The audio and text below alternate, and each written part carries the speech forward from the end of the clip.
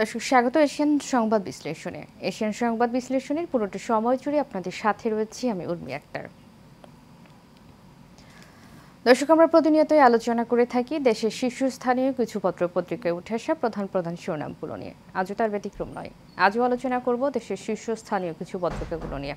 তো এই মুহূর্তে আমার হাতে একটি মাত্র পত্রিকা রয়েছে, দৈনিক সময়ের আলো। দেখে নেব সময়ের আলোর প্রধান প্রধান শিরোনামগুলি। সময়ের আলো প্রথমে একটি বড় করে শিরোনাম করেছে, প্রধান বিচারপতি সহ ৬ বিচারপতির পদত্যাগ, সৈকত রেফাত আহমেদকে প্রধান বিচারপতি নিয়োগ, প্রধান বিচারপতির পদত্যাগ ও ফুল কোর্ট মিটিং বন্ধ করার দাবিতে সুপ্রিম কোর্ট প্রাঙ্গণে আন্দোলনকারীদের বিক্ষোভ, ব্যক্তিগত কারণ দেখিয়ে স্বেচ্ছায় পদত্যাগ করেছেন ৫ জন বিচারপতি। সংবিধানের ৯৫ অনুচ্ছেদ অনুযায়ী দেশের ২৫তম প্রধান বিচারপতি হিসেবে নিয়োগ পেয়েছেন বিচারপতি সৈয়দ রেফাত আহমেদ। রাষ্ট্রপতি শনিবার এই নিয়োগ দেন। এর আগে প্রধান বিচারপতি ওবায়দুল হাসান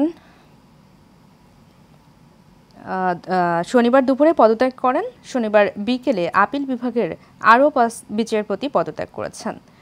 তারা হলেন বিচারপতি এম এনায়েতুর রহিম, বিচারপতি আবু জাফর সিদ্দিকী, বিচারপতি জাহাঙ্গীর হোসেন, বিচারপতি মোহাম্মদ শাহিনুর ইসলাম ও বিচারপতি কাশিফা হোসেন।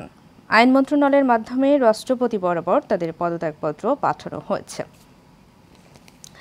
এবং পাশে একটি বড় করে ছবি দেখতে পাচ্ছি, প্রধান উপদেষ্টা ডক্টর মোহাম্মদ ইউনূস শনিবার রংপুরের পীরগঞ্জে বৈষম্য বিরোধী ছাত্র আন্দোলনে শহীদ আবু সাইদের কবর জিয়ারত করেন। তার একটা ছবি এখানে প্রকাশ করা হয়েছে এবং নিচে রয়েছে, আবু সাইদের স্বপ্ন বাস্তবায়ন করা হবে বললেন ডক্টর ইউনূস। স্বজনদের কান্নায় অশ্রু সজল প্রধান উপদেষ্টাও। অন্তর্বর্তীকালীন সরকারের প্রধান ডক্টর মোহাম্মদ ইউনূস বলেছেন, আবু সাইদের স্বপ্ন বাস্তবায়ন করা হবে। যে স্বপ্ন নিয়ে আবু সাইদ প্রাণ দিয়েছে তা দ্রুত বাস্তবায়ন করা হবে। শনিবার সকালে রংপুরের পীরগঞ্জে কোটা আন্দোলন ঘিরে পুলিশের গুলিতে প্রথম শহীদ হওয়া আবু সাইদের কবর জিয়ারতের পর সাংবাদিকদের কথা বলেন তিনি। এবং পাশে রয়েছে, হত্যাকাণ্ডে দ্রুত বিচার সহ ৫ সিদ্ধান্ত আইন মন্ত্রণালয়ের। ৩ কর্মদিবসের মধ্যে মামলা প্রত্যাহারের পদক্ষেপ।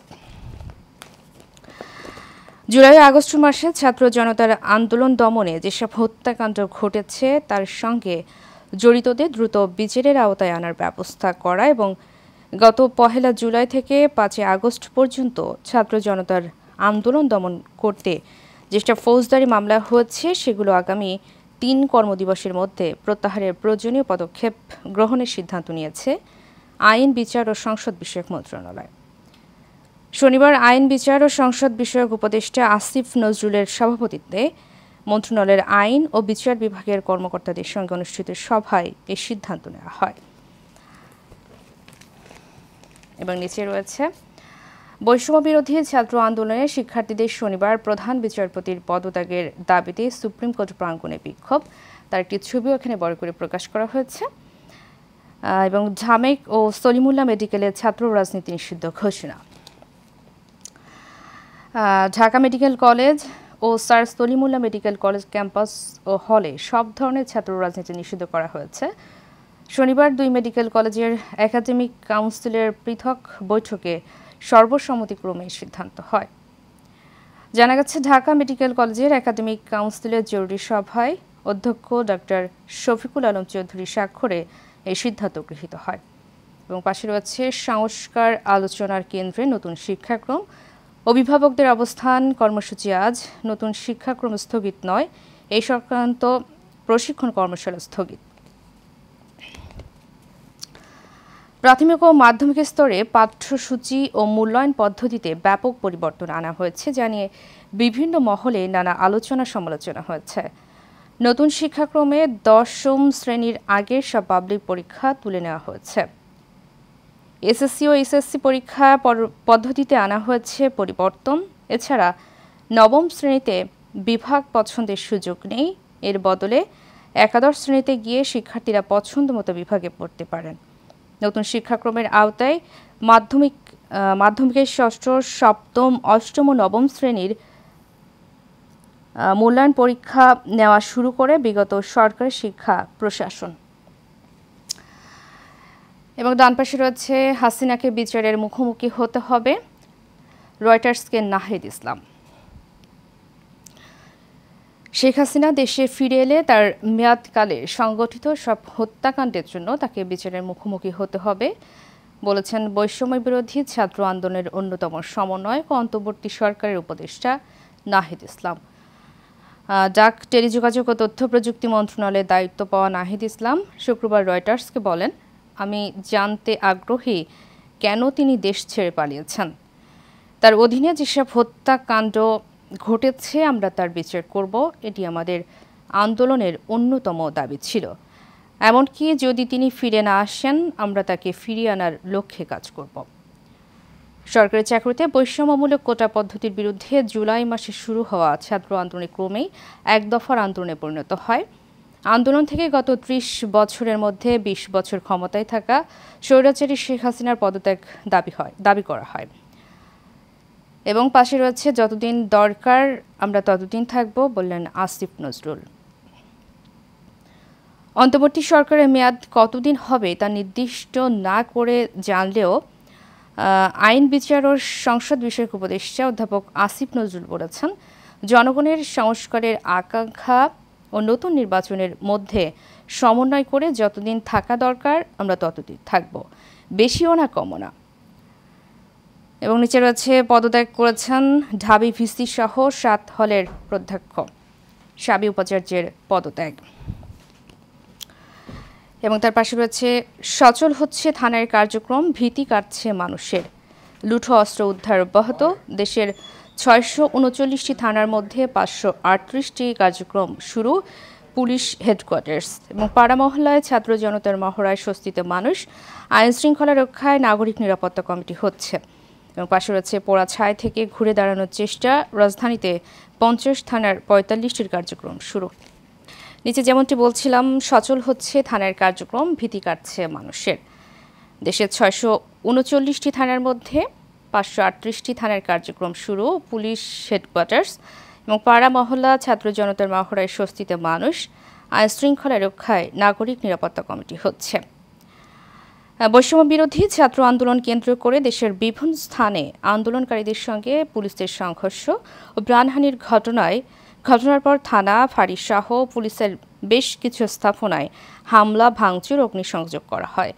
গত ৫ই আগস্ট শেখ হাসিনার দেশ ত্যাগের পর সারা দেশে থানাগুলো আক্রান্ত হওয়ায় পুলিশি কার্যক্রম প্রায় বন্ধ হয়ে যায়, লুট হয়ে যায় অস্ত্র ও গুলি। এরপর থেকেই আতঙ্কে পুলিশ সদস্যরা থানায় আসতে সাহস পাচ্ছে না। এমন পরিস্থিতিতে স্থাপনা পাহারা দেওয়ার জন্য সেনাবাহিনীর পাশাপাশি আনসার সদস্য মোতায়েন করা হয়। এবং পাশে রয়েছে পোড়াছাই থেকে ঘুরে দাঁড়ানোর চেষ্টা, রাজধানীতে ৫০ থানার ৪৫টির কার্যক্রম শুরু। শেখ হাসিনা সরকারের পতনের পরপরই রাজধানী সহ সারা দেশে ৪ শতাধিক থানায় হামলা, ভাঙচুর, অগ্নিসংযোগ ও লুটপাটের ঘটনা ঘটে। থানার ভেতরের গুরুত্বপূর্ণ নথিপত্র পুড়েছে, হয়েছে অস্ত্র লুট। এ হামলায় ভেঙে পড়ে থানার সার্বিক কার্যক্রম, নিহত আহত হয়েছেন কয়েকশত পুলিশ সদস্য, জীবন বাঁচাতে আত্মগোপনে যান পুলিশ সদস্যরা। আমরা পরবর্তী পৃষ্ঠায় দেখব কি আছে। পরবর্তী পৃষ্ঠায় রয়েছে সড়ক সামলিয়ে নজর বাজার মনিটরিংয়ে, দেশ জুড়ে শিক্ষার্থীদের স্বেচ্ছাসেবা। দ্রব্যমূল্যের ঊর্ধ্বগতিতে মানুষের জীবনে নাভিশ্বাস উঠেছে। বাজারে অরাজকতা ঠেকাতে বাজার মনিটরিং করতে বেরিয়েছে শিক্ষার্থীরা। পরিষ্কার করছে রাস্তার সহ বিভিন্ন স্থাপনার আবর্জনা, দক্ষ হাতে করছে রাস্তার ট্রাফিক নিয়ন্ত্রণের কাজ। রাজধানী সহ সারা দেশে রাত নামলেই ডাকাত আতঙ্কে ভোগে মানুষ, তাই রাতভর পাহারাও দিচ্ছেন তারা। ঢাকা সহ দেশের বিভিন্ন এলাকায় এসব কাজে সম্পৃক্ত হয়ে প্রশংসিত হচ্ছে শিক্ষার্থীরা। চলছে আবর্জনা পরিষ্কারের কাজও। এবং পাশে রয়েছে নিহতের ঘটনা তদন্তে জাতিসংঘে চিঠি দেবে বিএনপি, বৈষম্য বিরোধী ছাত্র আন্দোলন। বৈষম্য বিরোধী ছাত্র আন্দোলনকে কেন্দ্র করে সারা দেশে নিহতের ঘটনায় নিরপেক্ষভাবে তদন্ত করতে জাতিসংঘকে চিঠি দেবে বিএনপি। একই সঙ্গে অন্তর্বর্তীকালীন সরকারের প্রধান উপদেষ্টা ডক্টর মোহাম্মদ ইউনূসকেও চিঠি দেবে দলটি। শনিবার সন্ধ্যায় গুলশানে বিএনপি চেয়ারপারসনের রাজনৈতিক কার্যালয়ে সংবাদ সম্মেলনে দলের এই সিদ্ধান্তের কথা জানান মহাসচিব মির্জা ফখরুল ইসলাম আলমগীর। মির্জা ফখরুল বলেন, অনেকে মনে করছেন আমরা বিষয়গুলো নিয়ে কাজ করছি না, কিন্তু ছাত্র আন্দোলনে সারা দেশে যে হত্যাকাণ্ড হয়েছে তার তদন্তের জন্য আগেও বলেছি আমরা এখন নিরপেক্ষ তদন্তের জন্য জাতিসংঘের কাছে তদন্ত চেয়ে চিঠি দেব। এবং পাশে রয়েছে প্রেমিক প্রেমিকার সোনালী হাসি। নারীদের হকিতে বেশ সফল নেদারল্যান্ডস, রেকর্ড 9 বারের বিশ্ব চ্যাম্পিয়ন তারা। মস্কোতে 1980 সালে ইভেন্টটি অলিম্পিকে অন্তর্ভুক্ত হওয়ার পর সেখানে দাপট তাদের। বিশ্বকাপের সর্বশেষ 7 আসরে ডাচ মেয়েদের যেমন ফাইনাল খেলেছে, তেমনি সবশেষ 6 অলিম্পিকেও তারা ফাইনালিস্ট। এবং নিচে রয়েছে 2000 পাউন্ডের বোমায় গাজার স্কুলে হামলা, শিশুসহ শতাধিক নিহত। ফিলিস্তিনি গাজা উপত্যকার একটি স্কুলে ইসরায়েলি বাহিনীর বোমা হামলায় নারী ও শিশুসহ শতাধিক ব্যক্তি নিহত হয়েছেন, আহত হয়েছেন আরও অনেকে। ফিলিস্তিনি কর্মকর্তারা জানায় গাজার ওই বিদ্যালয়ের উদ্বাস্তু পরিবারগুলোর সাময়িকভাবে আশ্রয় নিয়েছিল। খবর আল জাজিরার। গাজার বেসামরিক প্রতিরক্ষা সংস্থা বলছে, গতকাল শনিবার ভোরে গাজা নগরীর দারাজ এলাকার আলতাবিন স্কুলে এই হামলা হয়। ইসরায়েলের 3টি বোমা বিদ্যালয়ে আঘাত হানে, এক ভয়াবহ হত্যাযজ্ঞ। গাজার গণমাধ্যম দফতরের প্রধান ইসমাইল আল থাওয়াবোতা বলেন, হামলায় ইসরায়েলি বাহিনী 2000 পাউন্ডের 3টি বোমা ব্যবহার করেছে। বিদ্যালয়টিতে উদ্বাস্তুরা আশ্রয় নিয়েছিল, এটি ইসরায়েলি বাহিনী জানত। এরপরে সেখানে হামলা চালানো হয়। এবং পাশে আরেকটি শিরোনাম রয়েছে, 11 বছর ধরে নিখোঁজ কুমিল্লার সাবেক এমপি ফিরে পাওয়ার আশায় বুক বেঁধেছেন স্বজনরা। প্রায় 11 বছর আগে র্যাবের হাতে আটক হয়ে কুমিল্লা থেকে নিখোঁজ হন লাকসাম উপজেলা বিএনপির সাবেক সভাপতি ও সাবেক সংসদ সদস্য সাইফুল ইসলাম হিরো। আটকের সময় তার সঙ্গে ছিলেন লাকসাম পৌর বিএনপির সাবেক সভাপতি হুমায়ুন কবির পারভেজ। দীর্ঘ সময় পেরিয়ে গেলেও আজ অবধি এই দুই নেতার কোনো সন্ধান মেলেনি। এবং নিচে রয়েছে রাখাইনে ভয়াবহ ড্রোন হামলা, 200 মৃত্যুর সংখ্যা।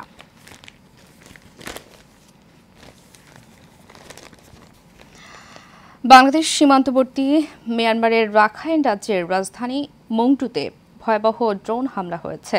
এতে কমপক্ষে 200 জনের মৃত্যু হয়েছে বলে আশঙ্কা করা হচ্ছে। রয়টার্স গতকাল শনিবার জানিয়েছে, গত সোমবার রোহিঙ্গা জনগোষ্ঠীর উপর ড্রোন হামলা হয়। তারা জীবন বাঁচাতে বাংলাদেশে পালিয়ে আসছিলেন। হামলায় পরস্পরকে দুষছে আরাকান আর্মি ও মিয়ানমার সেনাবাহিনী। একাধিক প্রত্যক্ষদর্শী রয়টার্সকে জানিয়েছে, ড্রোন হামলার পর মরদেহের স্তূপ জমে গিয়েছিল। যারা বেঁচে গিয়েছিলেন ওই সময় স্তূপে গিয়ে নিজেদের পরিবার পরিজনের খোঁজ করছিলেন তারা। নিহতদের মধ্যে এক গর্ভবতী নারী ও তার 2 বছর বয়সী মেয়েও ছিল। গত কয়েকদিন ধরে রাখাইন রাজ্যের সব জায়গায় মিয়ানমারের জান্তা বাহিনী ও বিদ্রোহীদের মধ্যে লড়াই হচ্ছিল। সোমবারের এই হামলায় সাম্প্রতিক সময়ে রোহিঙ্গাদের উপর হামলার মধ্যে সবচেয়ে রক্তক্ষয়ী 3 জন প্রত্যক্ষদর্শী রয়টার্সকে জানিয়েছে, বিদ্রোহী গোষ্ঠী আরাকান আর্মি এই ড্রোন হামলা চালিয়েছে। এবং পাশে রয়েছে, আজ দেশে ফিরবেন সালাউদ্দিন আহমেদ। বিএনপি স্থায়ী কমিটির সদস্য সালাউদ্দিন আহমেদ আজ রোববার দেশে ফিরবেন। বেলা 11টায় দিল্লি থেকে ফ্লাইটে রওনা করবেন সালাউদ্দিন আহমেদ। দুপুর 2টায় ঢাকা বিমানবন্দরে নামবেন তিনি। তার স্ত্রী হাসিনা আহমেদ গতকাল সময়ের আলোকে এই তথ্য নিশ্চিত করেছেন। পাশে দেখতে পাচ্ছি, গোপালগঞ্জের সেনা টহল দলের উপর হামলা। গোপালগঞ্জের সদর উপজেলার গোপীনাথপুরে ধারালো অস্ত্র নিয়ে সেনা টহল দলের উপর হামলা চালিয়েছে বিক্ষোভকারীরা। শনিবার বিকালে এই ঘটনায় 3 অফিসার সহ সেনাবাহিনীর 9 সদস্য আহত হয়েছেন। এছাড়া সেনাবাহিনীর একটি গাড়ি পুড়িয়ে দেওয়া ও 2টি গাড়ি ভাঙচুরের ঘটনা ঘটেছে। পরিস্থিতি নিয়ন্ত্রণে আনতে ঘটনাস্থলে অতিরিক্ত সেনা মোতায়েন করা হয়েছে। আন্তঃবাহিনী জনসংযোগ পরিদপ্তর শনিবার দিনগত রাতে এক সংবাদ বিজ্ঞপ্তিতে এসব তথ্য জানিয়েছে। আইএসপিআর জানায়, বিক্ষোভকারীরা গোপালগঞ্জ ঢাকা মহাসড়ক অবরোধ করে রাখলে প্রাথমিকভাবে পরিস্থিতি নিয়ন্ত্রণে আনার জন্য দায়িত্ব পালনরত সেনাবাহিনীর 2টি টহল দল ঘটনাস্থলে যায়। এ সময় উত্তেজিত বিক্ষোভকারীরা সেনা টহল দলের উপর ইটপাটকেল ছুড়ে মারে এবং দেশীয় তৈরি অস্ত্র দিয়ে টহল দলের সদস্যদের আঘাত করে। এতে ৩ অফিসার, ১ জুনিয়র কমিশনার অফিসার ও ৫ সেনা সদস্য আহত হয়। আইএসপিআর জানিয়েছে, ঘটনায় আহত সেনা সদস্যরা আশঙ্কামুক্ত ও চিকিৎসাধীন রয়েছেন।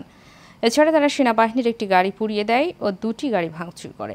এ সময় বিক্ষোভকারীদের ছত্রভঙ্গ করে পরিস্থিতির নিয়ন্ত্রণে আনার লক্ষ্যে সেনা টহল দল ৪ রাউন্ড অ্যামুনিশন ফায়ার করে। পাশে রয়েছে, পদত্যাগ করেননি হাসিনা, নির্বাচন ঘোষণা হলে দেশে ফিরবেন বলেন সজীব ওয়াজেদ জয়। বাংলাদেশের ক্ষমতাচ্যুত প্রধানমন্ত্রী শেখ হাসিনার ছেলে সজীব ওয়াজেদ জয় দাবি করেছেন, বাংলাদেশ ছাড়ার আগে শেখ হাসিনা কোনো পদত্যাগপত্র স্বাক্ষর করেননি। রয়টার্সকে দেওয়া সাক্ষাৎকারে এমন দাবি করেন তিনি। আর বিবিসিকে দেওয়া সাক্ষাৎকারে তিনি বলেছেন, নির্বাচন ঘোষণা হলে তার মা দেশে ফিরবেন। ৯০ দিনের মধ্যে নির্বাচন অনুষ্ঠানের দাবি জানিয়েছেন জয়। এবং নিচে রয়েছে, বৈষম্য বিরোধী ছাত্র আন্দোলনে নজর রাখবে হাসপাতালে, সিলেট ওসমানী হাসপাতালে প্রভাব বিস্তারের চেষ্টা। সরকারি পদ পরিবর্তনের পর Sylhet MAG Osmani medical college হাসপাতালে প্রভাব বিস্তারের চেষ্টায় অভিযোগ উঠেছে। একদল দুর্বৃত্ত ছাত্র জনতার নাম করে হাসপাতালে নৈরাজ্য সৃষ্টির পায়তারা করছে। শনিবার সিলেটে বৈষম্য বিরোধী ছাত্র আন্দোলন নেতৃবৃন্দের সঙ্গে হাসপাতাল কর্তৃপক্ষের বৈঠকে বিষয়টি তুলে ধরেন পরিচালক ব্রিগেডিয়ার জেনারেল মাহবুবুর রহমান ভূঁইয়া। এ সময় ছাত্র আন্দোলনের নেতৃবৃন্দ এ ধরনের নৈরাজ্য রুখতে হাসপাতালে নজরদারি করবেন বলে তাকে আশ্বস্ত করেন। এবং পাশে রয়েছে, সিরাজগঞ্জে ফের বাড়ছে যমুনার পানি। উজান থেকে নেমে আসে পাহাড়ি ঢলে সিরাজগঞ্জে যমুনা নদীর পানি আবারও বাড়ছে। গত ৩ দিন ধরে যমুনায় পানি অব্যাহত রয়েছে। সিরাজগঞ্জে পানি উন্নয়ন বোর্ড সূত্রে জানা যায়, যমুনা নদীর সিরাজগঞ্জ শহর রক্ষা বাঁধ পয়েন্টে শনিবার সকাল ৬টায় পানির সমতল রেকর্ড করা হয়েছে ১১.৭১ মিটার। এবং নিচে আরেকটি নিউজ রয়েছে, শাপলা চত্বরের ঘটনায় শাস্তি চায় হেফাজত। হেফাজতে ইসলাম বাংলাদেশের উদ্যোগে নৈরাজ্য প্রতিরোধ ও শান্তি প্রতিষ্ঠার লক্ষ্যে গণসমাবেশ হয়েছে। এতে নেতারা ২০১৩ সালের ৫ মে শাপলা চত্বরের হতাহতের ঘটনায় শাস্তির দাবি করেছেন। দর্শক, এই ছিল দৈনিক সময় পত্রিকার সর্বশেষ এবং প্রধান প্রধান শিরোনামগুলি। আজকের মধ্যে এখানে বিদায় নিচ্ছি। দেখা হবে আগামীকাল একই সময় একই অনুষ্ঠানে। ততক্ষণ পর্যন্ত ভালো থাকুন, সুস্থ থাকুন। আল্লাহ হাফেজ।